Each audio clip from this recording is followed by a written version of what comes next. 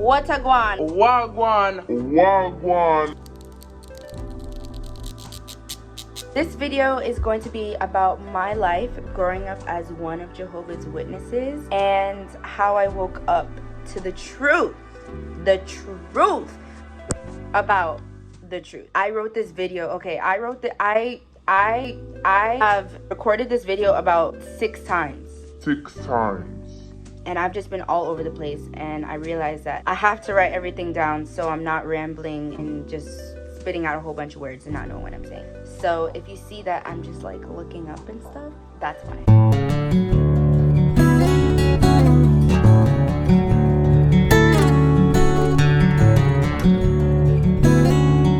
I should not be eating during this video. Not gonna work. There is just so much tea I have for y'all. I cannot fit it all into one video, but I will try my best to condense it and break it down, break it down, break it down, so you can at least kind of understand why I feel the way that I do, how I grew up, and all that good stuff. Hold on, look at my nails. I just got them done yesterday. I've never got this color before. In person, it's blinding me. It's so pretty. Like, look at the color. Okay, anyway, if you know me, which you most likely don't, you'll know that I'm all over the place. I'm on one topic to the next, to the next, to the next. So I will really try my best to stay on one, to stay just on one. You know what I mean. A little disclaimer. I don't want this to come out as me bashing Jehovah's Witnesses. No, never that. I have no problem with Jehovah's Witnesses. Well, like certain ones. Like just ordinary Jehovah's Witnesses, I have no problem with them, especially the ones that I grew up with. They're my family forever. No matter what happens, like they will always be my family, and I love them very much, and I have lots of love for them. It's so much more than bashing them, as the organization likes to call it, being an angry apostate, saying a whole bunch of bad stuff. No, that's not my intentions here. This is just simply a way for me to heal, to get justice, to express my emotions with the exjw community, really be around those who understand me, understand how I feel, and care, actually care, because honestly the only people who can understand this is exjws, if we're being honest. What to expect in this video. First, I will discuss who I am, how I grew up as a witness. Second, what my life was like. Third, my challenges that I had to endure. Fourth, what prompted me to actually wake up from this madness. 5, how I am coping with all my emotions, guilt, sadness, anger, all that. 6, what the hell am I gonna do now? 7, what I wish I knew and tips that can help you right now. Mainly, I just really want this video to help you know that you're not alone and to bring you some comfort. You know, the little exjw community family that we have. I just want to give positive energy and just make you feel heard and comforted. I want our voices to be heard, and I really feel like this goes beyond just YouTube and making videos, but I'll talk about that more throughout the video. Let's hop into the first topic, how I grew up as a witness.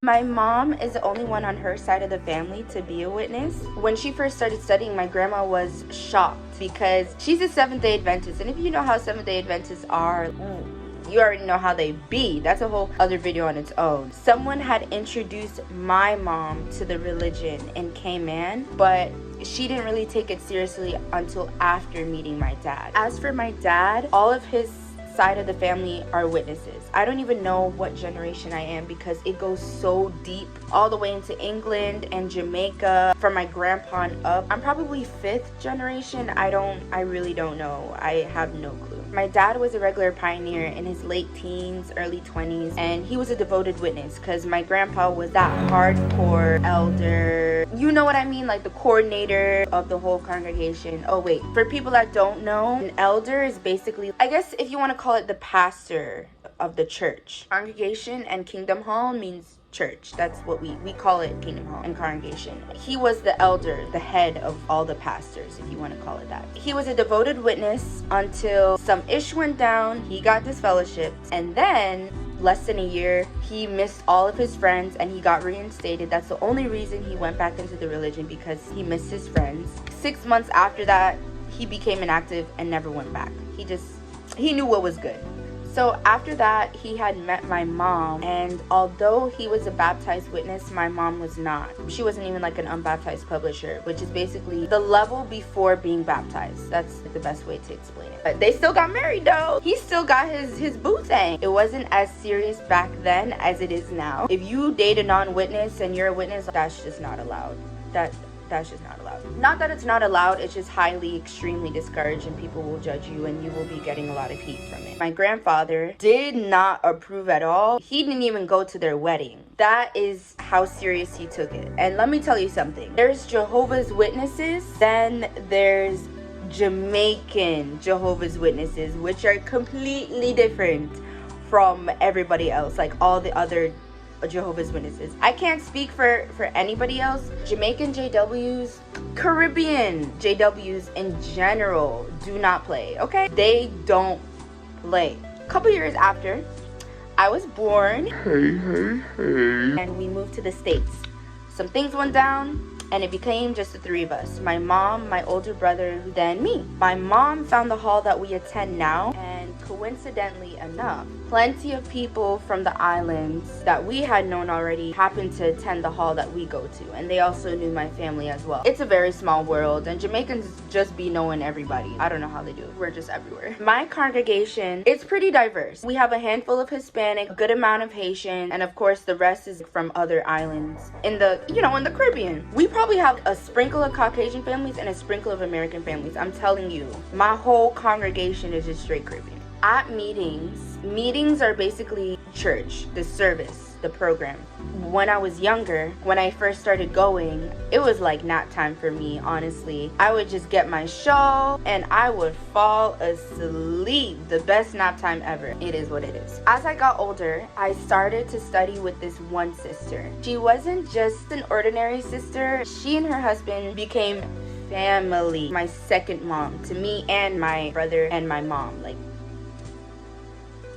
this. She was with me ever since we started going, ever since I was a baby, and she studied with all of us, my mom, my brother, and me. We'll call her Sister Abby, just so you can put a face to the name. Well, you're not really seeing her face, so just so you can put a name to the person.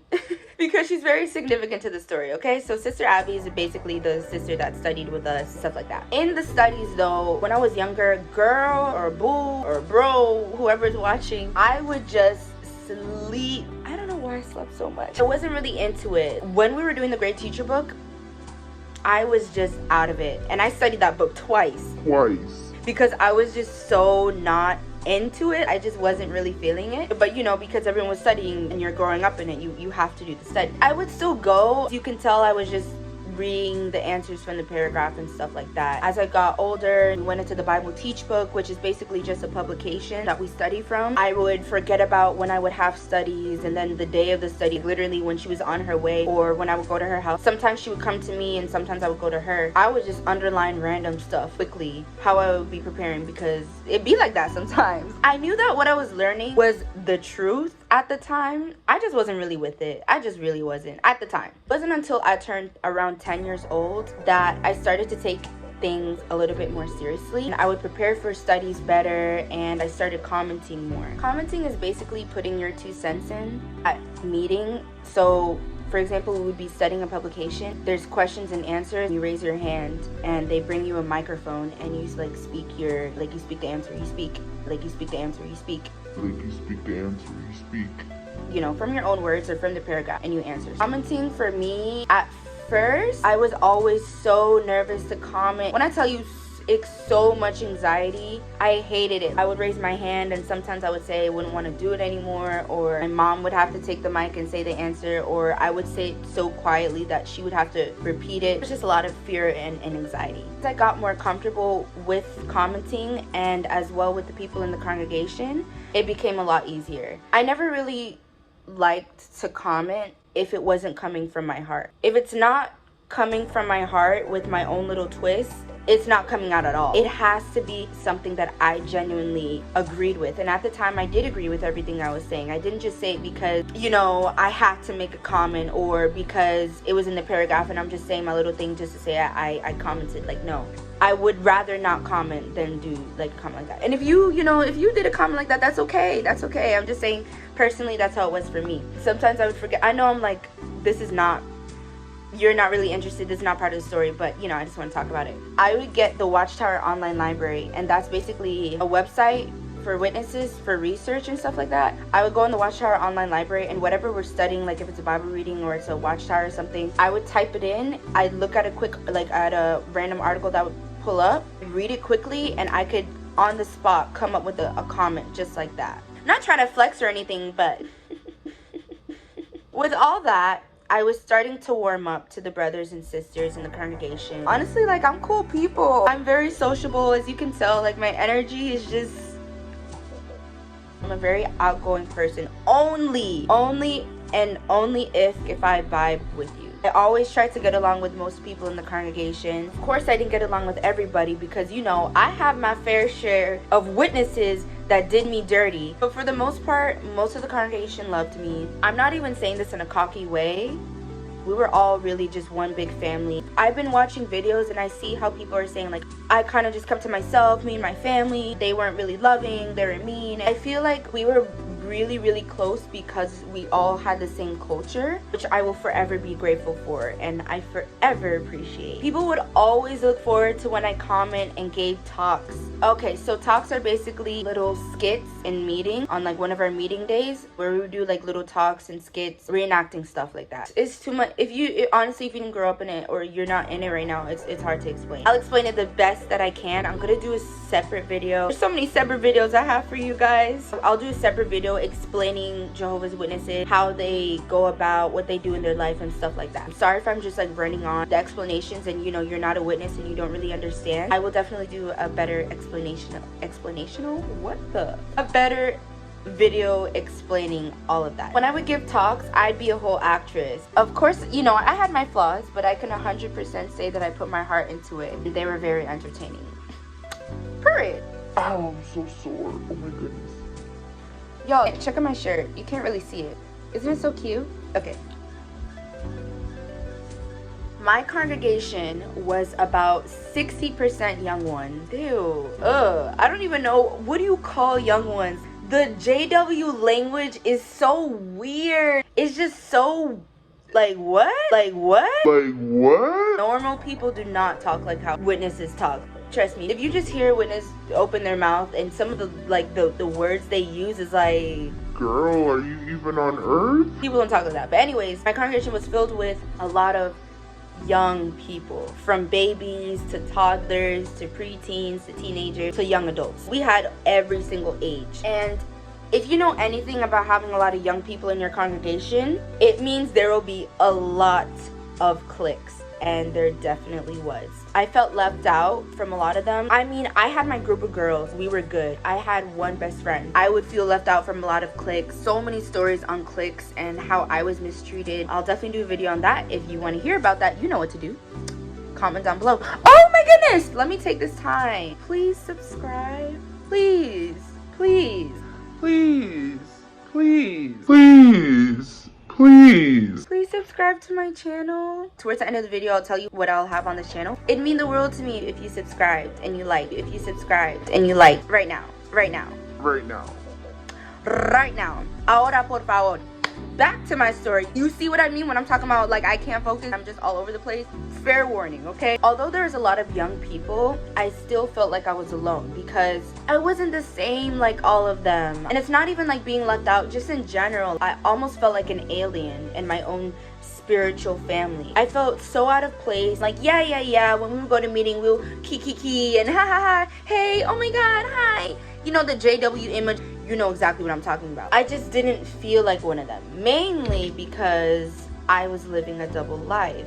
Ooh, I'm going to be very real, raw, and just honest in this video because I really want you guys to understand and to just know that it's honestly okay. It's life. Been there, done that. You're not alone if you are living a double life or if you have. This leads me to my next point, number 2. what my life was like.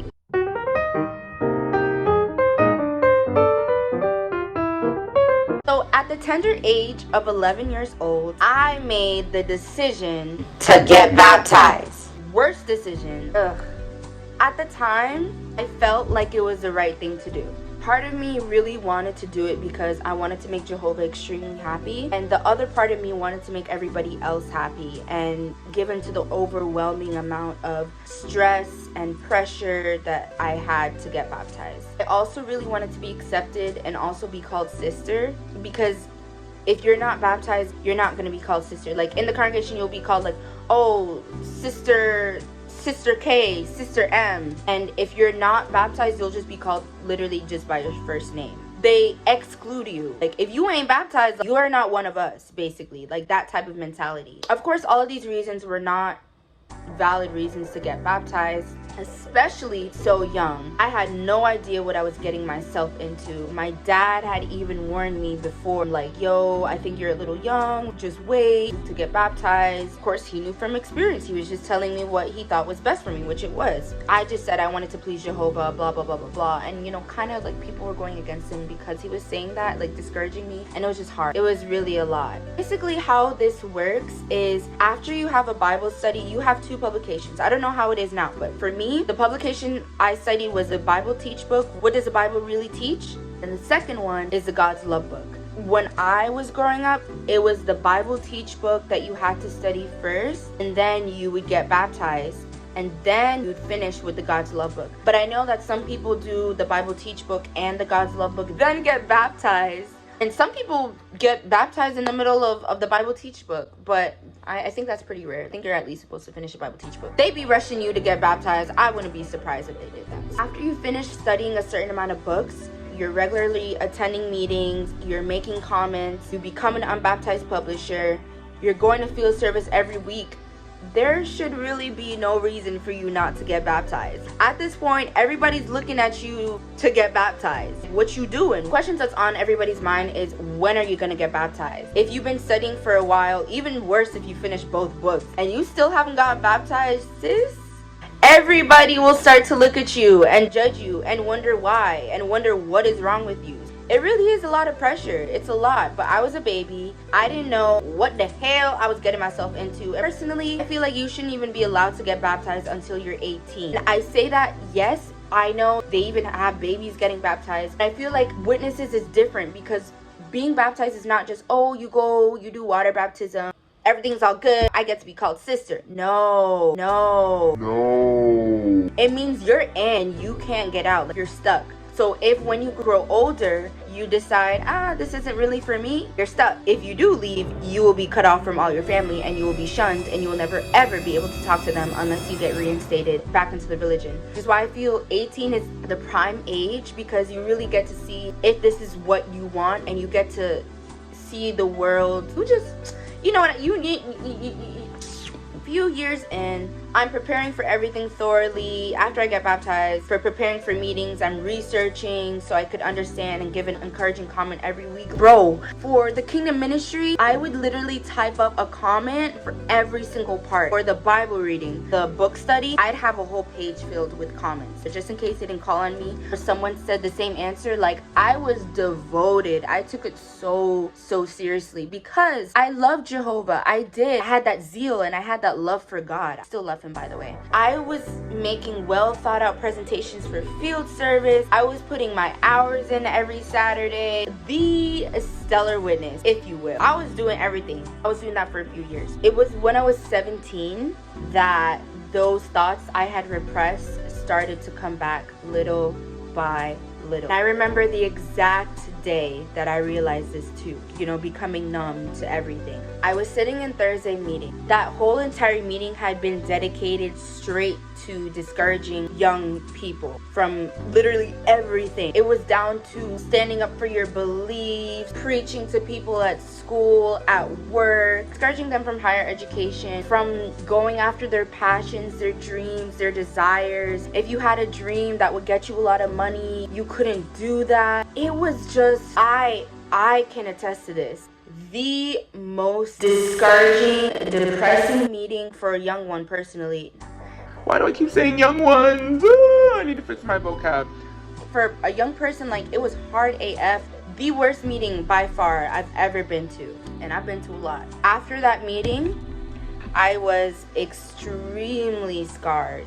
It's engraved in my mind. I felt guilty. I was discouraged. It was horrible. I felt like I had no way out and I didn't belong, and I would never be able to live the life that I had dreamed to live, because I'm a go-getter. I have so many dreams, so many passions to help people, and not only for money. Like, yeah, money's good, but to genuinely help people would get me a lot of money. But no, I was told not to have that, and it was just basically just going against having any sort of love for yourself. It was really bad. It was extremely depressing. After that, I was like, I'm already depressed and I feel doomed either way, so F it. I'm gonna try and be a little rebel and do teenage things. Okay, I was best friends with two worldly people. Oh my god, worldly people. That's what JWs call people who are not Jehovah's Witnesses. Usually that would not be allowed, you being friends with a worldly person, but my mom was more on the chill side. She was chill, but she was still very protective, very controlling, but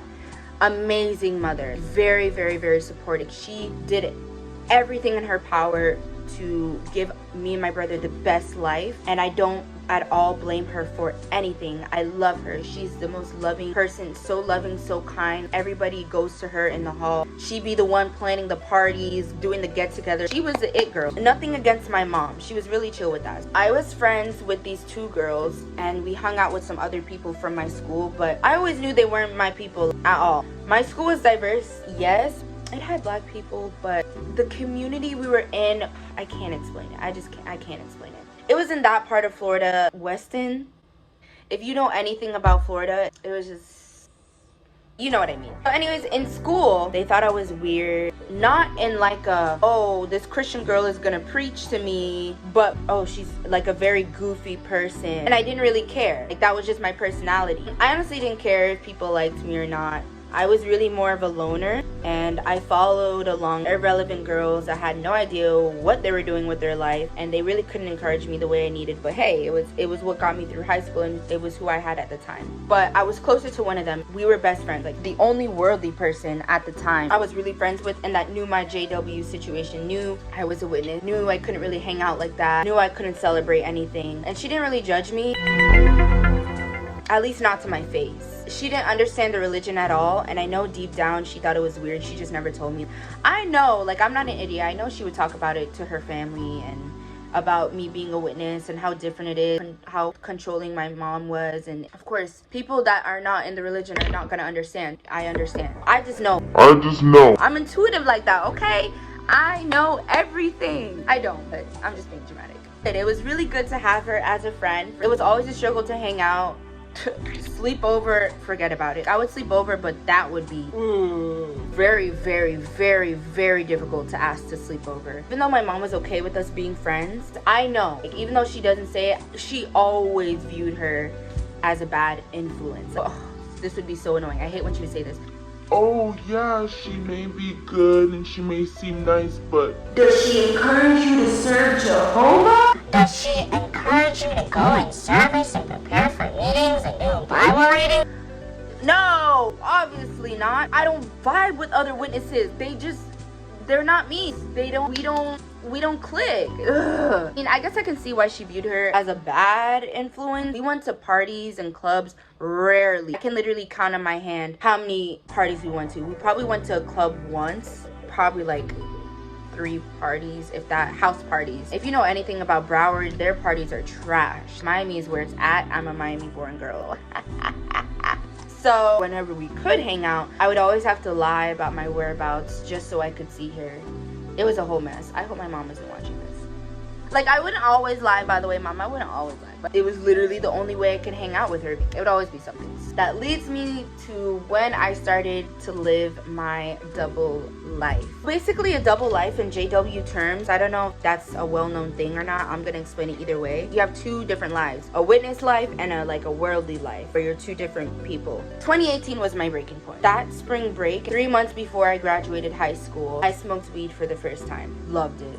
Loved it. I mean, I guess it's in my blood. I just loved it. Went a little crazy with guys and relations and situationships I had no business being in. It was a lot. I was also going through a lot of deaths, family, just people in my life, deaths due to suicide. That really scarred me for life. I lost 3 people due to suicide. That really affected me deeply, which is also one of the reasons I don't take suicide and bullying lightly ever. I'm so passionate about this because disfellowshipping causes suicide. We'll get into that. Everything just happened all at once. It was just really crazy. On top of that, I was also dealing with my sexuality. I told y'all it was a lot. I had been having a lot of thoughts and feelings towards the same sex, towards women. Why am I being so awkward about this? I actually haven't came out to the world yet, so if you guys can just keep this on the down low, I really appreciate it. I mean, if it gets found, whatever, but you know, just I had these thoughts and feelings for them around 13, 14-ish years old, but I always pushed plunged those feelings to the side because I knew there was absolutely no way I can entertain those thoughts ever. It was not the Christian thing to do. It was a serious sin after all. Although I had already committed other serious sins previously, homosexuality is like the biggest and most detestable of them all. I really feel like you have adultery, fornication, they're here, but homosexuality is all the way up here because you can't change that. That's who you are. They don't get that, but whatever. I just thought it wasn't real. It was just a simple phase until 2019 hit. I realized, nah, this is not a phase, sis. Let's just say I discovered that I'm into girls. We're gonna leave it at that. It just, you know, it just felt right. I really love not judging people. And it was good to learn that the LGBT community are humans just like us. They're not different at all from us. They're the same people. We all have the same intrinsic value at the end of the day. So I love people based on their mind and heart and personality. Those 3 things are the ones that I focus on. I'm very grateful to have that mindset no matter what anyone thinks about it because it's like, that's just me. That's just me.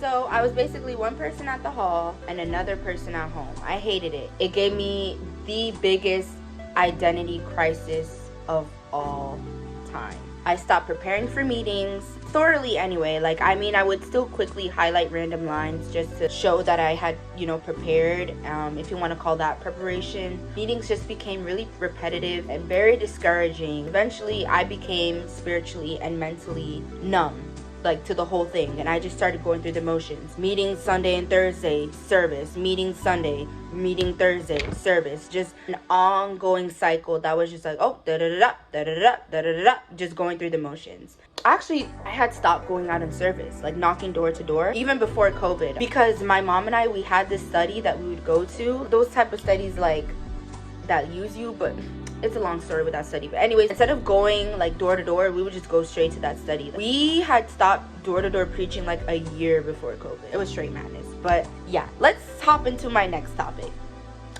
My challenges that I had to endure and the amount of BS I had to go through.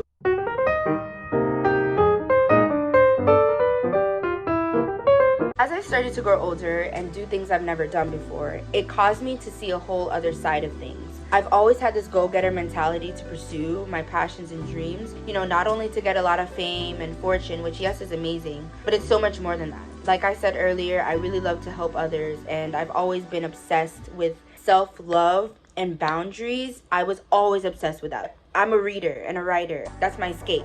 I will take a good book over Netflix any day, dog. The organization, I really feel like, does not stress the importance, if at all, of boundaries and having self-love and knowing your worth and knowing yourself. It was just a bad time and I felt trapped. I'm now living this double life. I literally feel like I'm 2 completely different people in one body. I honestly didn't know who I was and who I wanted to be. Having to repress my sexuality was an extremely huge challenge for me. I constantly felt like something was wrong with me, and with every breath I took, I was a disappointment to Jehovah. That's what I felt. I subconsciously hated myself and who I've become. And I also hated the fact that I even liked girls. I felt dirty, extremely sinful, like I didn't even deserve to live. It was really hard.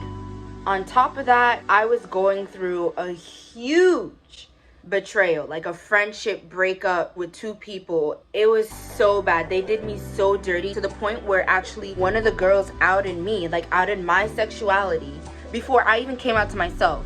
Before I even came out to myself, to anybody else. They outed me, told my brother, outed me to my brother, basically said that I was like with another girl and stuff like that. It was bad. It was bad. Something I never do to anybody, no matter how bad you do me. Like, I would never, I feel like that is just below the line. You should never out someone's sexuality. That's something that they should decide to do on their own. If you want to hear about that story and how crazy it is, like, let me know and I will.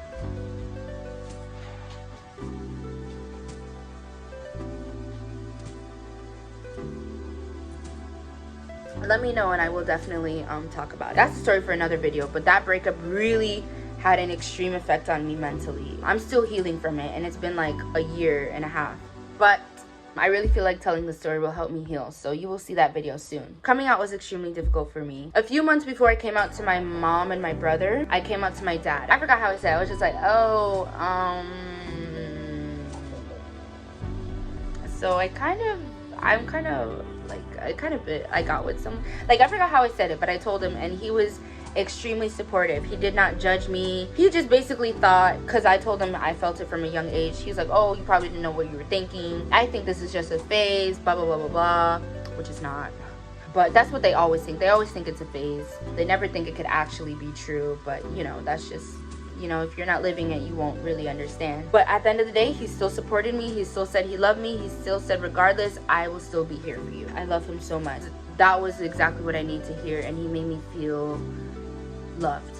And my dad is just a really huge part of waking up and just getting through all of this, so I really thank him for that. As for my mom and my brother, my mom, she just said that she saw signs. She said I didn't really dress girly, which is like not a reason to think, I don't know. And she saw a receipt. I had driven her car one time, and she saw a receipt for flowers. I don't know where she got me buying flowers. She was just like, I just knew because I saw you bought flowers, and like, who else are you gonna buy flowers for? I think she just said that. I think she found out a different way. She just doesn't want to tell me, but it's whatever. I don't really care. She found out. I came out to her. I was like, listen, I like girls. She's like, so you're gay? I was like, I don't go by a label, mother. I just love you by your mind, heart, and personality. That's it. I feel like you get so judged for labels. I mean, if you have a label, that's okay. Just for me, it's just not for me. Then a little after that, we had family worship, and then I came out to my brother, like both of them again. He was like, oh yeah, I've been new. The girl who had outed me, like, oh yeah, she told me. I was like, what? He knew for 2 years, and he didn't say a word. That's loyalty right there. She's like, damn, like, wow, I can't believe you knew. That's just crazy. I can't believe he knew. That's just like, ooh. He's like, oh, I just wanted you to say it yourself and like tell me yourself and stuff like that. I thought they were both gonna stop talking to me, but they didn't. They basically just said homosexuality is unnatural because, you know, Adam and Eve, da da da da da. But we still love you. Regardless, we're always gonna love you. We're always gonna support you. I love them for that. After that, my mom was like, you need to do something. I want you to get help. She didn't want me to tell an elder. She wanted me to tell Sister Abby. She was like, just talk to her. Just see what you should do, because she's not sure what to do in the situation. It's like, mom, no one can really help me. This is not a situation that needs to be fixed. It's who I am. She just kept on not pressuring me, but highly encouraging me to talk to her. And I was like, you know, F it. I'ma just do it, whatever. Right? So I pulled up to her crib, and because she's an older sister, by the way, we're still going through COVID, so we just sat outside in her garage, of course 6 feet apart, and I couldn't even say the actual words. I just said, oh, can you pull up the scripture? I couldn't remember it off the top of my head, but you know the scripture where it says those people who will not dwell in the kingdom, like 1 Corinthians or something like that. And she was like, oh yeah, and she pulled it up, and I was like, okay, one of those scriptures is the way that I'm feeling. I forgot how I said it, but it made sense at the time. It was basically, oh, one of those. So she started reading it off. Oh, those who will not inherit the kingdom, drunkards, lovers of pleasures rather than lovers of money. Well, lovers of money, lovers of pleasures. And then it came on to homosexuals, and then she stopped. I don't know how she knew, but she just automatically knew this was the one, because I just kept on going. everywhere. I was going back and forth trying not to answer the question. She was like, what's wrong? I know you have this big thing you need to tell me. What is it? I was like, first of all, I'm not pregnant, so don't think that I am. She's like, okay, good. As long as you're not pregnant, nothing else could be worse. And I was like, Don't get ahead of yourself. So she had the Bible. She looked through it. She's like, JJ, you're gay? And I was like,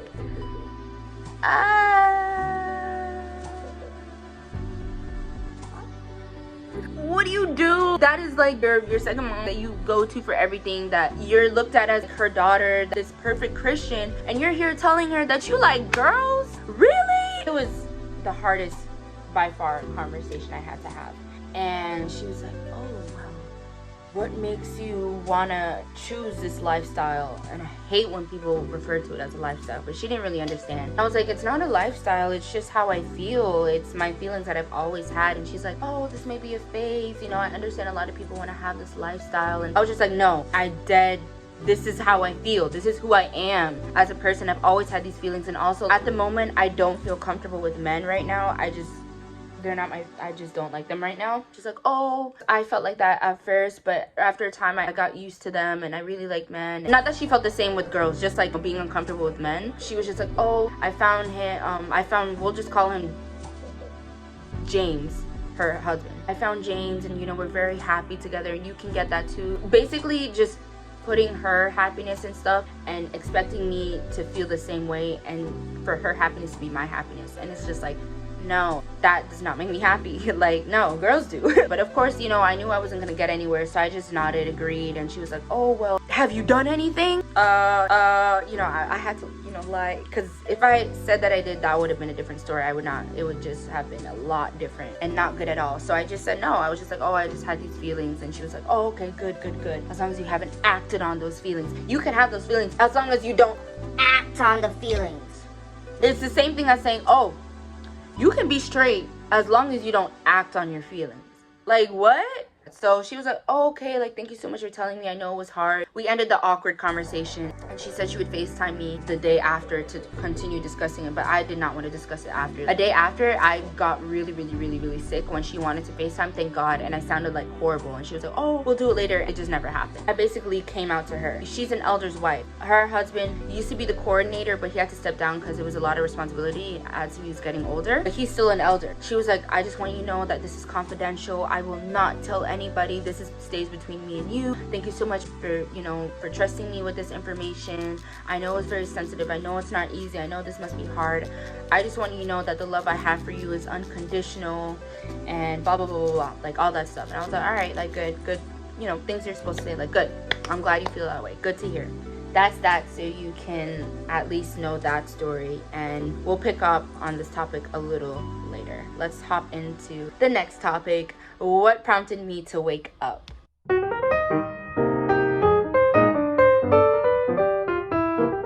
As hard as it was, COVID really was my saving grace. Remember, Watchtower, which is basically another word for like the organization, the head of Jehovah's Witnesses, Watchtower only does things that benefits them, okay? They had no other choice but to shut down meetings with all the heat they already getting, okay? They could not take another thing. Everybody out here praising them for still shutting down meetings, but nah. I'm pretty sure if they could, they'd have our asses out in the halls, out in the sun, preaching to people, getting brainwashed, donating all our money, all that stuff. Anyways, not having to go to meetings or field service in person was heaven sent. And I can't be the only one that feels this way. I really feel like this is helping a lot of people to wake up and just come to terms with how they feel, because it helped me. Being home really helped me extremely. I didn't have to associate with these people on a weekly basis anymore. And it gave me time to breathe and think critically on my own without anybody else having their say on the matter. I could finally listen to my own thoughts and not care what other people told me. Ever since I was little, I always knew there was something off and weird about the religion. I never thought of it because, you know, it's the truth. But I always had just this gut feeling. I just pushed it to the side because My mom was doing it, so it had to be the right thing to do. For one, I could never understand why there had to be so many restrictions, especially on younger people. Restrictions that literally took over my whole entire life. So controlling. Very high control, manipulative organization. I couldn't understand that when so many other kids at school and in my life didn't have to abide by these dumbass rules. It made me wonder, why me? Why was I chosen to be in this religion? It felt extremely unfair. It made me wonder, just why me? On top of that, I felt guilty for having those thoughts and for being ungrateful. Any other witness would say, oh, be grateful that you found the truth. Be grateful that you're able to have Jehovah's organization. I felt bad for having these thoughts. I felt ungrateful. It didn't feel right in my soul. Having those thoughts led me to have a lot of doubts, but I always thought I was the problem, since this was the truth after all. I was always so scared to look on apostate sites just because I was curious, and I would just see people would say, oh, this is a cult, blah blah blah, but I was so brainwashed that I was like, oh no, this is a cult. Any witness that's mentally in will not think that this is a cult. That's what I thought. I was like, cult? What are they talking about? This is the best religion on the planet. This is it. Y'all don't know what you're talking about. I just didn't know better. I felt like I couldn't truly be myself, yo. I felt like I would never be happy. I also disagreed with a lot of teaching that did not make sense to me. For example, one thing I absolutely never agreed with was the stance that they have on divorce. I remember when the domestic violence magazine came out. Hold on, I think I actually have it. Hold on. Ugh. Whew, I'm so sore. I've been working out. Oh, that took a lot out of me. I'm not getting up again. Okay. An End to Domestic Violence. This came out 2013. And this magazine is what did it for me. I was just like, what the hell? Let me just do a little synopsis because I just need to show y'all. I need to. They had 2 pages. The rest of it was just not ads. It was just other stuff. Because they know they had no actual answers for people that are experiencing domestic abuse. I'm sorry. I take domestic abuse so seriously because a lot of people that I love, my family and friends, have been affected by domestic abuse, and I just... Okay, so this is one, how to avoid hurtful speech, help for the family. And then a random one about some scientists acting like they know everything. They want to bring out every single scientist until it comes to going against them. That's when they want to keep quiet. Look at this. So this is it. You want to know what they had for an end to domestic violence? They had a little scenario. This is a picture of basically a couple that the wife was just getting abused. It was an interview, actually, an interview with an actual JW couple, and the husband kept on beating her. It was basically like, oh, what was your relationship like? They asked the wife, why did you stay in the marriage? You know, when did things begin to change? Here's my favorite part. Here's what they say was the help. Bible principles help you to change. The Bible principles will help a man not to put their hands on you. I'm sorry, I feel so strongly on this. We have to talk about it. Why doesn't the wife leave? You know, some wives choose to remain with a violent mate because of fear that the abuse will get worse. And if they leave, they feel that it will get worse. Other reasons is that they won't have support financially. They believe they're to blame. They feel ashamed. So they're literally listing all the reasons, the valid reasons why, how women feel being abused. Right? You want to know the help that they have? This is of the whole entire magazine, bro. The whole entire magazine. Look, this little tiny barely one pair. I'm sorry if I'm yelling. I'm just, this gets me so hot. This is the little information they have. And listen, this is what they say. Ending domestic violence. The Bible states, all scripture is inspired of God and beneficial for teaching, for reproving, for setting things straight. Like Troy, which was like the example that they used, the couple whose stories related above, many abusive spouses have applied the Bible counsel and have been able to change their thinking and conduct. Would you like to learn more about how the Bible can benefit your marriage? For further information, contact Jehovah's Witnesses. That's what they had. That little they get rubbish. That is what they had. Like, really, dog? All you gonna say is, oh, well, countless amount of families have found help from being, wives being beaten and having their ribs broken and being black and blue. What helped is applying Bible's counsels and just staying true to their husbands and their mates. And then, wait, oh, where's my favorite part? Oh, right here. Jehovah's Witnesses hold to the Bible standard that the only ground for divorce is adultery. However, there are circumstances that might move some to separate, including the extreme conduct of physically abusive mate. Meaning, that means that if you're getting abused in a relationship and you're getting beaten black and blue, and I don't care if it's physical, it can also be verbal, because verbal can be just as detrimental. I'm sorry, let me read these. I'm so mad right now. Like, ooh, this really got me triggered. This is such a huge trigger for me. Verbal abuse can be just as detrimental as physical abuse.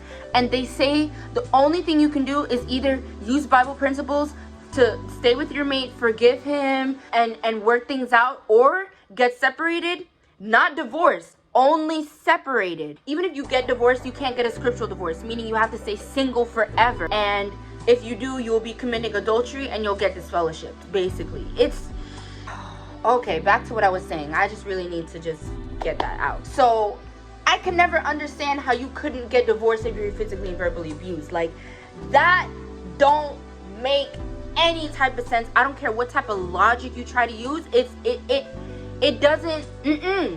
No, if my life is in danger, my life is in danger. Why should I not be able to get divorced? Okay.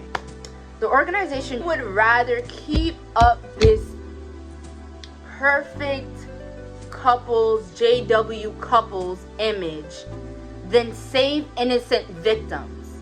And that never felt loving to me at all. Their stance on women, degrading women, it just disgusts me. We barely have any part. We don't have any say in anything. We have to remain submissive to everything. Little recognition, like, I'll do a whole other video on this, the things I don't agree with and stuff like that. But that was a huge reason for me. However, I feel like I wouldn't have woken up if it wasn't for my sexuality, honestly. One time, late at night, don't cry. Such a huge mood change. Earlier this year, I had a really serious prayer with Jehovah. I was fed up. I had enough. I just couldn't do it anymore. I was sad. I was angry. I couldn't understand why he would make me with these feelings, being who I am, my sexuality, just to hate and detest me for it. I really let everything out to him. All my doubts about the religion, my sadness, my pain, my anger, my confusion. It was the most powerful prayer I've ever had with him. It was just hard. That very next morning, my prayers were answered. I had spoken to my dad that morning about how I was feeling, and he sent me 4 videos that changed my life forever. Not all at once, but within the same hour, because I was just watching one by one. He first sent me a video of Stephen Lett's niece talking about how her brother committed suicide because he was gay, he came out, and he got disfellowshipped. That's not even the worst part. It was the fact that Stephen Lett decided to do a hateful talk 1 to 2 months after, saying all this bad stuff about homosexuals and how they're disgusting and how they'll never make it into the new world. Just really mean stuff. How do you want to go into it? Just watch it. It's just disgusting. So he sent me that first video. I was already like, what? Because, you're seeing it from the governing body. So it's like, it makes it so much more real. It's like, what the hell? And then the second one was of Cheyenne Summers, of her waking up story. The third one was by Mentally Diseased, how he came out, for being gay. That one really helped. And lastly, the one that did it for me, the Australian Royal Commission, where Jeffrey Jackson just straight up lied on oath about being the spokesperson for Jehovah's Witnesses. I'm not gonna really go into all of that stuff. You already know. And if you want me to do a video on that just to help you, if you're not too sure yourself, I'll definitely do a video on that. That's when I started to wake up and see the organization for what it really was. I couldn't go back. After seeing both governing body members express themselves in that way and be so hateful and cruel and lying, it was just not a good feeling. And just the way I was feeling about my sexuality and just not feeling accepted, it just wasn't it. So let's go into our next topic, how I'm coping with my emotional roller coaster. Topic number 5.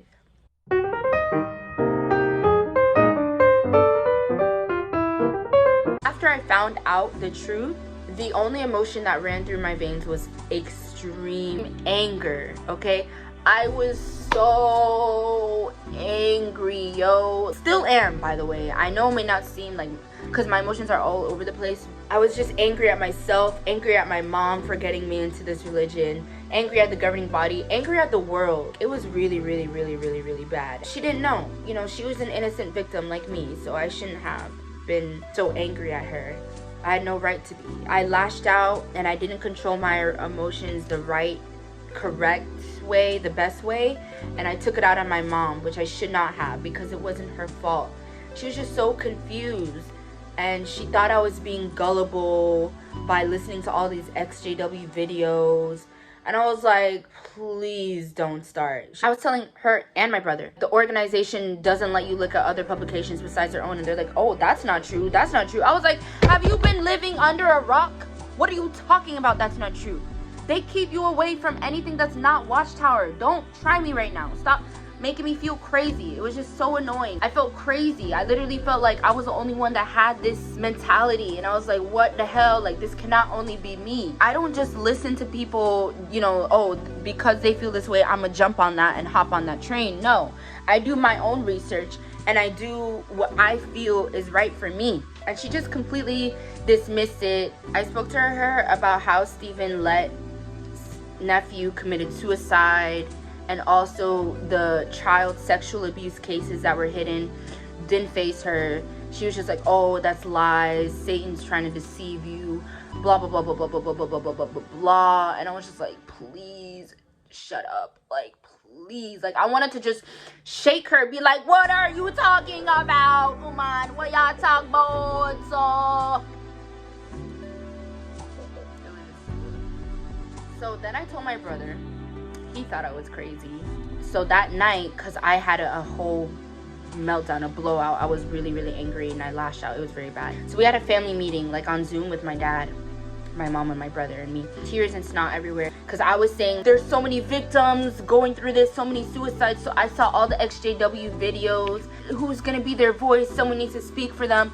I'm gonna let them know. I'm gonna post on my IG. They were like, what? No, don't do that. At the time, like, yes, I shouldn't have been that crazy, but I'm still, like I said, they don't want me to make this video. I don't care. I'm doing it for my healing process and to help you guys, because I care deeply about you. We're in this together. And they just kept on dismissing my feelings and invalidating them, bro, and making me feel like I was the crazy one. I was the gullible one. I was the one that was deceived by Satan and his demons. It just was not a good feeling. One minute I'm sad, the next minute I'm angry, then the next minute I'm okay, then I feel free, then I feel happy, then I feel sad all over again. The emotions are all over the place. Here, there, everywhere. I'm telling you, an emotional roller coaster. On top of that, the elders found out about my doubts, and they have been extremely overbearing. Okay, so this story, I think I'm an hour in. I'm gonna cut out some stuff, but I'm pretty sure this is an hour in. So if you're still watching, like, thank you so much. I'm so sorry that this is so long. I just have so much to say. I'm halfway done, okay? We're almost done. Let me tell you how the elders found out. So Sister Abby, the one that I had told that serious information to, my mom was like, okay, you're having these doubts, you obviously need help. She, of course, did not want me to go to elders because she knew how serious the topic was, and at the end of the day, she don't want anything to happen to me. That's just love. Both of them, I know, God forbid, if anything was to happen, if I'm to get DF, like disfellowshipped, they'd still talk to me. Like, that's just, what you gonna do? That's the thing. That's the true unconditional love. Like, I'm blessed for that. As for the rest of my family, probably not, but I don't care. I have my dad, my mom, and my brother. Anyways, let me talk about, before I move on to another topic, how they found out. So I spoke to Sister Abby because she kept on encouraging me. She's like, talk to her, talk to her, talk to her, tell her the truth, just be honest. Da da da da da da da da da da. Right? I'm in my room in my nightie, my PJs, and we're FaceTiming, right? And she's like, oh, hey, JJ, how are you? Tell me why she gets out, you know, that new publication that they just released? I still haven't even read it. I think it's like, not Life Without End at Last, or like Life, it was brand new. It came out this year. And she just straight went into starting the chapter, like starting some chapter on Great Babylon. I was like, what the hell? Like, this is not what, we're not doing a whole study right now. I don't know where she got that from. Like, it was so random. And I was like, and she had me answering questions. It was just weird. Before I even, you know, said anything, I was like, she's like, okay, next week we'll discuss the next one. I was like, no, we won't. I already know there's no amount of articles you can send me, publications I can study. I know, okay? I've been in it for 21 years, okay? I have been in it. I just had my birthday, by the way. I've been new about this. I know both sides of the story now. It was just going in one ear out the other. So I was like, you know, whatever, let me just go ahead and tell her, you know, how I feel. I was like, listen, I'm having some questions and some doubts. And she's like, please, JJ, share, like, what's going on? I was just like, I saw these videos and I don't understand why, and child abuse and suicide. I shouldn't have, this was where I effed up, because she's an elder's wife, bro. I effed up so bad. I literally told her all my doubts, everything. One tip, don't tell other. They're not your friends. Do not. Even if you feel that they are, they will throw you under the bus. So I told her all my doubts, everything that I found out, and she was like, oh. She like started, you could tell she was starting to tear up. She's like, you know, I never felt, I didn't know you felt this way, you know, Jehovah is this, you know, all the normal Christian sisterly stuff she's supposed to say. She was very hurt because this is her baby that she's grown. This is the perfect stellar witness. All of a sudden she's turning into a little rebel and having doubts, like what? And they're serious doubts too. You know, we ended the conversation. She's like, you know, we'll talk later. We never scheduled a time to speak again. And after that, my mom left. And I was like, okay. She went to her house, actually. My mom went to her house and they were talking about it, crying about it. Oh, you know, Janae's doing this. What I hate, everybody speaking on me. And it's just like, you don't even know, like, they're here thinking that I'm just this gullible person and I'm going into Satan's world and I'm possessed. It's just, okay, maybe not, they don't think I'm possessed, but they definitely do think I've been deceived by Satan and his demons. And it's so annoying. So they spoke about it. Oh, they're worried about me. They think I'm a little lost sheep. And it was just so annoying. So she told her husband, and I understand why she had to tell him. I completely get it. But why'd you have to throw me under the bus? At least be like, yo, this is something very serious, Jay. I feel that you need to tell the elders. This is not something I can keep to myself. You need to tell the elders. Give me that opportunity. You know what I mean? Give me that option to say, okay, let me go to the elders myself. Not saying I'm gonna take a whole year, but at least say, you know what, Janae, you need to speak to the elders. I'm giving you 2 days. If you don't, I will talk to my husband. You know what I mean? But she just went straight to him and told him that very moment. Yes, without even asking for my permission, nothing. I was like, damn. First of all, I didn't even think you'd tell anyone because I thought it was confidential. I texted her and she's like, oh, well, this is something I can't keep to myself. We never discussed it would be confidential. You should have said that in the beginning and asked for that. I was just like, I kind of assumed that every conversation that we usually have would be confidential, as it usually is, as always. I don't understand why it had to change. If I tell you something as serious about my sexuality, about how I feel on that aspect, why would I think that you would say anything about this? I understand it's a serious thing. I get it. I'm not saying that it's not. I'm not saying that she didn't need to tell the others, but she didn't. But I was under the assumption that you would still keep that promise, but she didn't. I know she did out of love, and I know that she loves me a lot. It just rubbed me the wrong way, and it just shows we are literally trained to throw everybody under the bus and tell the elders if something's going on. Like, we are trained to care about everyone else, and we're trained to judge others. It's just what we're trained to do. It was just annoying. She told her husband, and it's hard. He's like my like my little grandpa, and it was just like, oh my god, like you love me so much, and they have so much hopes for me, and it was just a lot of pressure, and they just, you know, had this different view and image of me, and they wanted to schedule a meeting. After that, I told my dad. He was like, why would you tell her? Of course this is what's gonna happen, because he was scared for me. He went through that whole disfellowshipping phase already. I know he was really worried about me. Everyone is trying to help me, trying to help Janae to stay in the cult. So after that, we had a meeting. I didn't want to have the meeting, but I was forced to. Not forced to, but just to make things easier, because my mom was just stressing. We had the meeting, and if you would like to hear that meeting and me do a review on it, I did record it. If you want me to just have a whole video on that with the whole recording of the elders meeting, I will definitely do that, and we can talk about it. But it was just very frustrating, and it was just people telling me JW stuff, and it's like, listen, as long as you are still in this organization and you are giving me JW advice, you cannot help me. I understand y'all are just trying to shepherd the flock and shepherd me, but you can't help me. You will still give me the brainwash, because you yourself are brainwashed.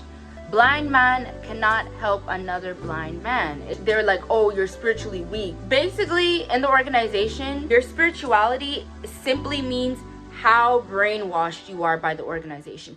That is what spirituality means. Because after they said I was spiritually weak, I was like, nah. What they were really trying to say is that the brainwash was wearing off, and I was starting to lose that, and I was starting to come to my effing senses. Like, that's what it was. I'm trying not to curse. That's what it was. That's what spirituality means to them. And let me tell y'all something.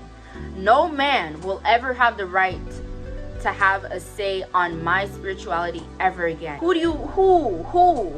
It's a personal matter between me and God. Nobody else. Me and my higher power. Who the hell are you to think you have a say in my spirituality? Like, are you God? Do you even know me, sir? Do you even know what spirituality means? The people that were talking to me, and like, I don't want to like bash them, because they're dead. My family grew up with them. Now it's different because I'm in trouble. So it was just a different type of conversation. That's when I realized I'm really alone in this exjw battle. No one else was gonna be on my side. Even my dad was like, oh, like, you're allowed to feel this way, but don't do anything, and like, he understands to a certain extent. He understands enough, which is great. Love the support, but only to a certain extent, because he's been out of the organization so long. He doesn't know how much worse it has gotten. When it comes to defending the truth about the organization, I don't got nobody on my side. It's only me, and they're gonna make me feel crazy for that. That is right there is what hit me. It sent me straight to Depressionville. I just did not feel good at all. It was a very depressing set of weeks. My mom was pretty worried with the meeting, because she knows how defensive and protective I am of myself, and how I have my boundaries and how I have my standards, because you don't play with me. Like, no, I don't care who you are. I don't care if you're an elder. I do not care. Like if you want to have a meeting with me, you're not going to ask me inappropriate questions. You're not going to make me feel any type of way. I have boundaries. I have standards. I'm a woman. I stand on that. I don't care if you're a man. We're all humans at the end of the day. We all have the same intrinsic value. Don't try me with no bullshit, bruh. Like, my mom cares way too much what these people think, and she literally makes them run her life and emotions. And I'm saying that with everything. She has so much anxiety. Zoom meetings, we had a local needs on, oh, you have to turn on your cameras and make sure you're wearing your dresses and your suits from head to toe. And she has so much anxiety. Oh, the camera needs to be on. Why is it off? No. Well, show your face. I'm just like, yo, it's not even that deep. It's not even deep at all. Chill. Isn't it a relationship between you and God? Why are you worrying about who can see you? But you know what? It works for her. And I must say, I know I'm kind of getting off topic, but I have to say this for her. This religion has helped my mom immensely. And I don't bash it at all, because it really was at what I needed at the time. And it helped me get through a certain thing for a certain time, and it was needed. She had her own ish that she had to go through. Guess who was there to pick her up? The Watchtower. They were there to help her every step of the way. She has grown, got so much family, so much friends. Everybody loves her because she's such a loving person, vice versa. So I understand why she feels like she could never leave the organization. I understand that. But you have to separate the organization from your relationship with Jehovah, because Jehovah and this organization can't mix, because ain't no way this is God's organization. But she feels as if I'm going against all my beliefs. I'm going against the people itself. I'm going against our congregation as a whole, and that's couldn't be farther from the truth. No, it's the beliefs, it's the way I was taught, the way they make you feel, the insecurities that you have no individuality, the lies, the propaganda, the manipulation, the everything the governing body just ugh. She didn't understand that, but I just wanted to make that part clear. I'm a very nonchalant person, okay? I can detach very easily, and they basically had the nerve to say, not my mom, but just the elders were basically, not the elders, but just the organization makes you feel like you have a wicked heart. Like, fuck out here, boy, what? God is the only person that can see my heart, and you are in no position to judge me. I'm so nonchalant. As soon as I found out, as soon as I woke up, I stopped attending meetings. I couldn't hear the BS anymore. It was like a switch. It was like everything all of a sudden made sense. And I saw the organization so differently. I saw all the information that we had, the propaganda. I looked at it so differently, and I was just like, damn, this is not it. This is not the truth. This is manipulation right here. Like, I could really see. I was only seeing through JW lenses, because you can only see through that JW tunnel vision. I finally took it off, and I was able to see them for who they were, and just, I can't see. I'm too blind. That's personally for me. I stopped going to meetings. I stopped preparing immediately. I stopped going to service. No way am I going. First of all, I never felt comfortable going to service telling people that they can't be gay and that they need to change themselves. I'm definitely not going to be going to service knowing what they got going on behind closed doors. After I woke up, the curtains just opened up to the governing body. You would think it's God talking, but once you open the curtains, it's really the governing body caught red-handed. Basically, I just stopped doing anything spiritual or theocratic. Anything having to do with the witnesses, I stopped. My mom was really sad and really hurt, because she's really worried about not only me, but me and my brother, because my brother works a lot, so he doesn't really go to meetings. Like, he's still in it, but like, she thinks I'm not gonna make it into the new world. I'm being influenced and all this BS that's just so far from the truth. I feel so much more free. I feel like myself. I feel like I can actually live. I understand why she feels. Oh my God, it's 3? I've literally been talking for 2 hours. I can see why she feels that way. My mom was just so stressed about it. I saw things so differently, from a different perspective. I could really see all the brainwash. I was so sickened. I didn't care. I was officially over it. I could be with you for 20 years, whatever, and flip of a switch, I see you do me dirty. Like, not even do me dirty, because I forgive a lot. I give a lot of second chances. But once I see you cross that line, that's it. I'm gone. Bye.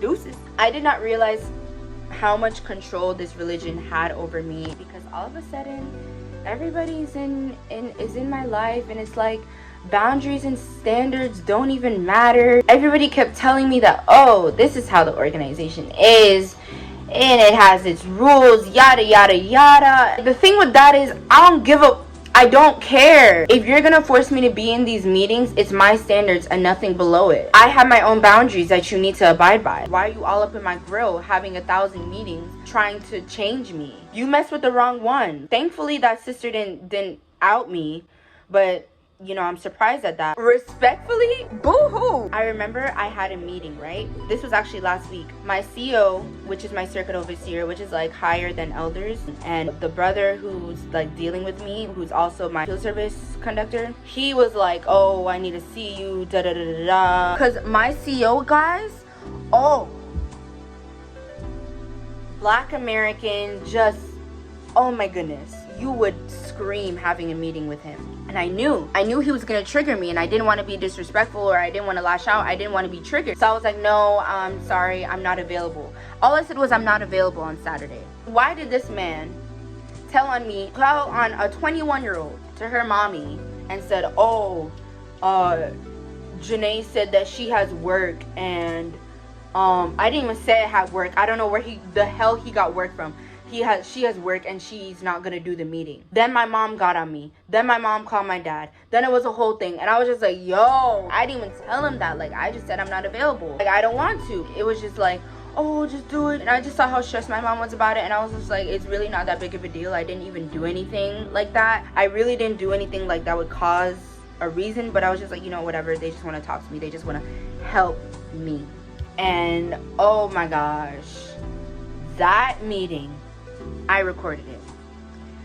That is the one you need to hear. With that circuit overseer, ooh, just thinking about it triggers me, because he invalidated my feelings so much, gaslighted. It was horrible. He had the nerve to tell me I don't know anything and I don't know anything about myself, and he just dismissed the abuse of the victims. If you guys want to hear that recording, you want to hear that judicial committee, I don't even know if that's what you call it, like the meeting, if you want to hear that, let me know in the comments and I will definitely post it for you, because it was ridiculous. I don't want to talk. Oh god, it'll trigger me. My family was just like, oh, you're overreacting, and everyone now, you need to keep quiet, you need not to say a word to any other witness, you need to stop watching all of these apostate videos led by Satan. And that only made me go insane, because it's like, this is the only time I finally feel like my feelings are validated. I finally feel normal. I finally have someone that understands what I'm going through, bro. Why am I gonna stop now? Like, no. I finally feel heard, and y'all are telling me that it was just hard. I felt guilty because I'm now having these feelings. I'm listening to apostate things. I'm going against Jehovah. I felt so much guilt, sadness, confusion, hurt. Every emotion in the book is what I felt. It was just like, what am I going? It's just. So those are the emotions that I feel. Let's move on to the next topic. Topic number 6. What the hell am I going to do now?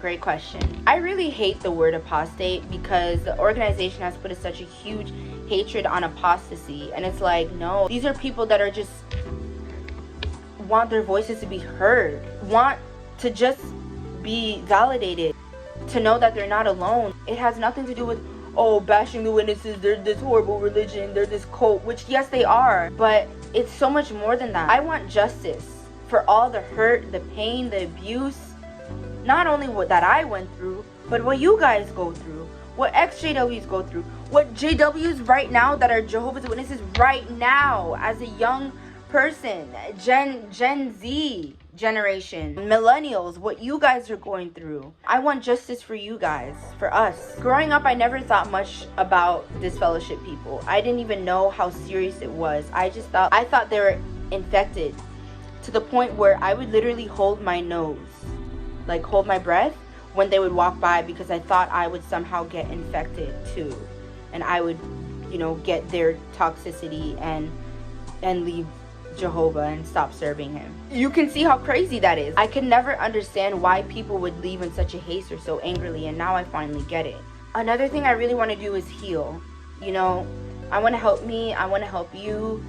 XJW videos help me so much. I would love to give back that same love and positive energy. It doesn't stop here. We're only getting started. I plan to have a whole recovery program for you guys, as I'm still recovering, but I really have a lot of things in store for you guys, a lot of ideas, how to go through the emotion, how to get through it, how to heal, just a lot. You have no idea. Even funny stuff, just a lot. Join the gang, join the family, subscribe, please. Like I promise, I post every week. I know this is my first video, but please give me a chance. I'm really just gonna be here for you. It's my passion. I'd love to help you guys heal as well. I'm going to fight for us, okay? I'm advocating and spreading this. This is not something that should just stay within our community or on YouTube. Like, no. I know that the public needs to know this. The whole entire world needs to know how dangerous this cult is. Yes, I know we're all entitled to our own beliefs and our religion, and I respect that. But when it comes to your religion breaking up families and condoning abuse and suicide, that's when you cross the line. When it comes to my generation can't even have individuality, can't even have their own thoughts, feelings, self-love, boundaries, be okay with the person that they are, their sexuality, that's when the lines are crossed. And I'm not gonna allow it. I'm speaking up. This is only the beginning. I am the governing body's worst nightmare. They mess with the wrong one. They mess with the wrong black woman, you mess with the wrong baddie. I don't play when it comes to messing with my family and me, my millennial family, my Generation Z family, my exjw family. Like, I know I don't really know you guys personally, but I would love to. I'd love to just connect with you guys. Comment down below, share your story. This ain't it. I'm fighting. I just really want to help you know that you're not alone, and I want to bring you some comfort. This is a revolution, okay? Our voices will be heard. This is only the beginning, and I'm only going to continue in my research and continue learning new lessons. There's so many lessons for me to learn because I'm a baby to the world now, and I can finally read whatever the hell I want. I can finally learn what spirituality really is, what it means to me, and how I can obtain it. This religion has nothing to offer me. We're trained, when we see people suffer, we're trained not to care and to just, oh, brush of a shoulder. In the new world, that won't happen anymore. And it's like the governing body is like our spokesperson. Why are we listening to you? You getting everything taken care of for you. You're treated like royalty by women. They're treated like maids.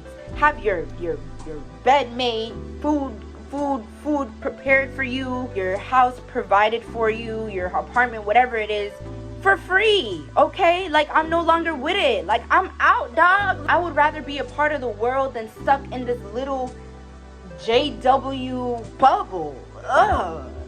Goodbye. This year has been so much for me, and as hard as it has been, as depressing as it has been, it's truly the best year I've had because I've never felt more free and true to myself, and this is only the beginning. But I'm happy. I finally took the first step, and as hard as it is, I'm getting through it. I just want to help you guys, which leads me into my last but not least a final topic: what I wish I knew and tips that can help you now.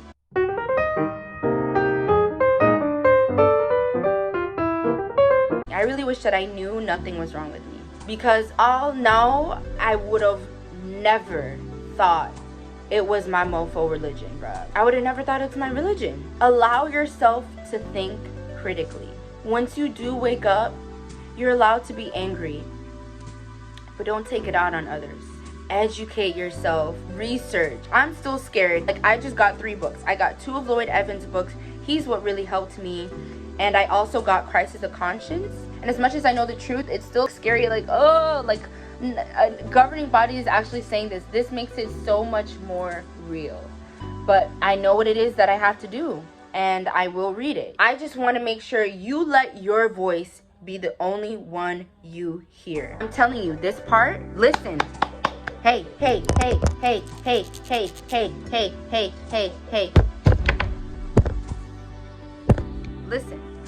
Listen to what I'm about to tell you right now, because this part is so important. Isolate yourself to where your voice is the only one loud enough to care about, to hear, and to listen to. Constantly having people in my ears, whether it was my family or brothers and sisters in the congregation, was very stressful because I didn't know what to believe, which is the most frustrating of all. Once you really isolate yourself and you really look at things from a different perspective, it allows you to be in tune with your intuition.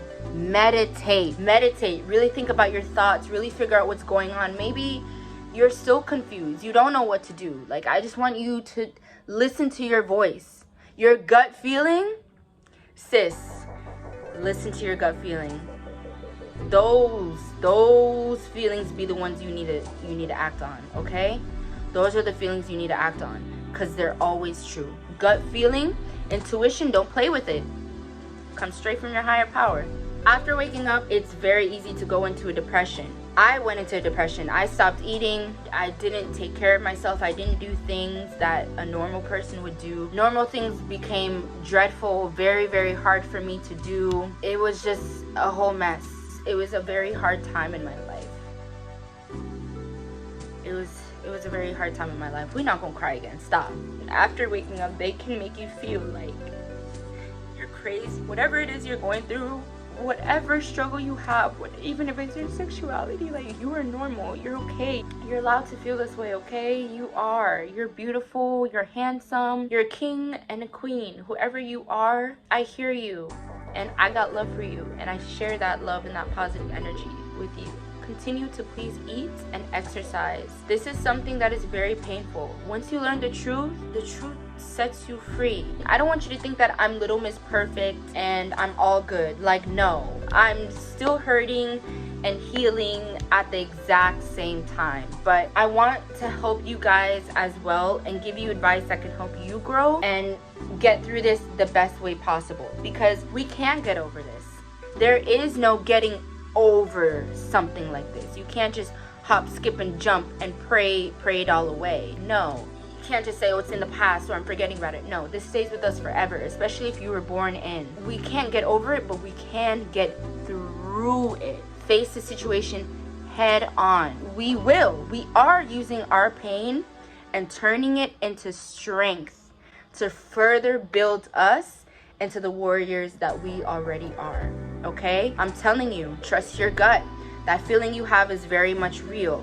There's a reason that you're watching my video right now and you're still watching it to this very end. You did not come here by chance. No. Nah, you didn't come here by chance. What? I just started. This is my very first video. How else are you gonna come here? Come on now. No, you didn't come here by chance. You physically actually clicked on this video for a valid reason. And you and I both know why. It's scary, I know. But trust your instincts and trust your gut. All right, my angels, I have so much more to say, so much more to share with you, but this video is so long enough already, and I'm sure you're tired of hearing my annoying voice talk on and on and on and on. So I'm gonna stop it here. This is only the beginning. I post once a week, and I will be posting way more videos like this. Very different type of thought-provoking videos about witnesses, how I grew up, crazy stuff I've been told as a witness, chill stuff too. I'm young, I'm just 21. If you're young too, I'm not like, I won't judge. I don't ever judge. You can come here and literally say how you feel. I know we can't trust every single person in the exjw community because some of them be crazy. The organization be creating some crazy mentally insane people, but for the ones that are not and are true and are real, I'm here. So thank you again so much for watching this to the end. I cannot believe you actually watched this to the end. It really does mean a lot. Even if you don't do anything, it still makes my day, because it's like, wow, I helped someone. Someone was able to listen to my voice. Just helping people is a blessing in its own. And thank you for giving me that opportunity. Please, please, please, if you haven't already, do you mind subscribing to my channel? I know it's small, but you can at least say that, oh yeah, I knew kingz, I knew KZ from when she was just starting, okay? I knew her from the little amount of subscribers she had. I was with her, okay? I'm her real diehard #1 fan, period. You know, only if you want to. I'm not gonna force you. And if you like this video, like it, because it helps up the YouTube algorithm, and it helps it like go into the hands that it needs to. That is all I will be leaving you guys. I hope you guys enjoyed this. Please let me know what you think, your thoughts, your concerns, your stories, your feelings, your emotions, anything. Comment. I want to hear you. I want to interact with you. Thank you again, and I hope you have a wonderful day. You guys are amazing. You guys are beautiful and handsome. Kisses. Te quiero mucho. Have a great rest of your day. Mwah.